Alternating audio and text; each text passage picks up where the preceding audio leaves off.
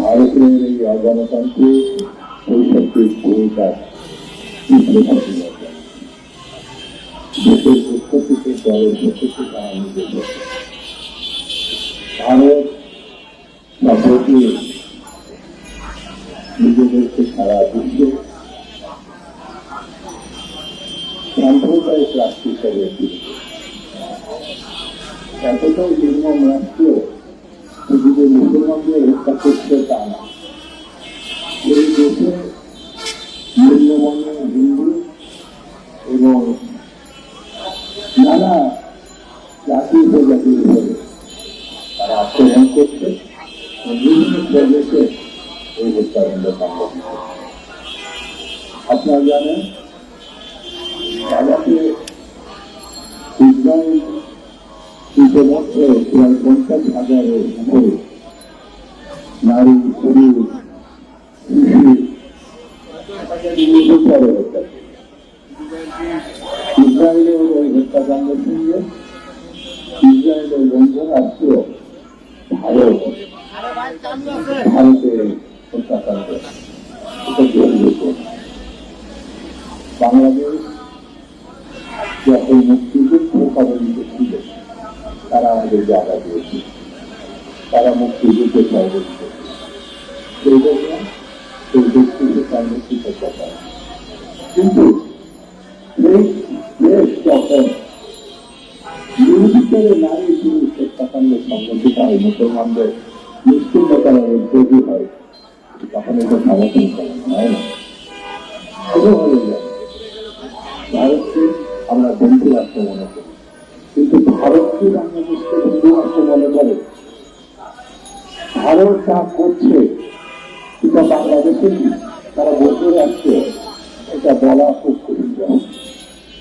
বাংলাদেশের লোকেরা বাংলাদেশের জনহত্যা করে, বাংলাদেশকে নিশ্চিন্ন করা মুক্তিযুদ্ধ বিরোধী শক্তি সেই হাসিনাকে জায়গা দিয়েছে। এরপর ভারত গণতান্ত্রিক রাষ্ট্র এটা দাবি করতে পারে। ভারত এখন একটা ফ্যাসিবাদ, জায়গাদের নিজেরাও এটা প্রমাণ। এই জন্য আমি বেশি কথা আপনাদের বলবো, এতটুকু বলি আমরা আমাদের দেশে তার জায়গা হয় না, তাকে আমরা তাড়িয়ে দিয়েছি।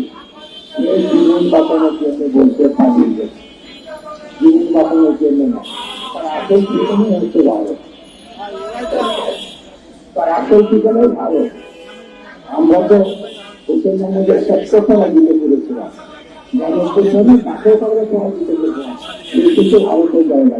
কিন্তু সেইখানে সেই হাসিনাকে এখন ভারত বলছে রক্ষা করার জন্য তারা জায়গা দিয়েছে, রক্ষা না, তার আদর্শের ভারত, তার সঠিক ঠিকানার ভারত, সেই জন্য সে ভারতে এটা আমি ব্যক্তিগত মনে করি। আর তাকে জায়গা দিয়ে তাকে রেখে ভারত কখনো গণতন্ত্রের সপক্ষের শক্তি এটা দাবি করতে পারে না। তার একটা মেসেজ ফ্যাসিস্টের সঙ্গে থাকতে হবে।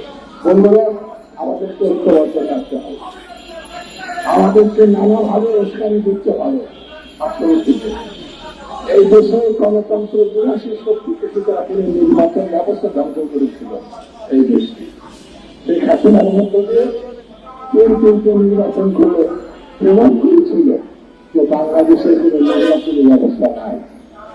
সেই নির্বাচনের জাগ্রতি করেছে, সেই নির্বাচনী ব্যবস্থা ধ্বংসের মধ্য দিয়ে, গণতন্ত্র ধ্বংসের মধ্য দিয়ে বাংলাদেশটাকে সকল অর্থে ভারতের কৃতদাসে রূপান্তরিত করেছে। হয়তো আরেকটু সময় পেলে বন্ধুত্বের মতো বাংলাদেশটাকে ভারতের সঙ্গে যুক্ত করে করতে। বন্ধুরা, এই পালনের বলে তারা পারবে না এই কথা বলার জন্য পারে না। নানান ষড়যন্ত্র হচ্ছে বাংলাদেশকে ধ্বংস করার জন্য, নানান ভাবে নানা ব্যক্তি বাংলাদেশকে তাদের কব্জার মধ্যে তারা নিতে পারে। সেই জন্য আমি বর্তমান সরকারের প্রতি আহ্বান জানাবো, যত তাড়াতাড়ি সম্ভব আপনাদের প্রয়োজনীয় সংস্কার সম্পূর্ণ করে এই দেশে একটি রাজনৈতিক সরকার প্রতিষ্ঠার উদ্যোগ নেয়, যেটা বিএনপি বারবার আপনাদের কাছে বলছে।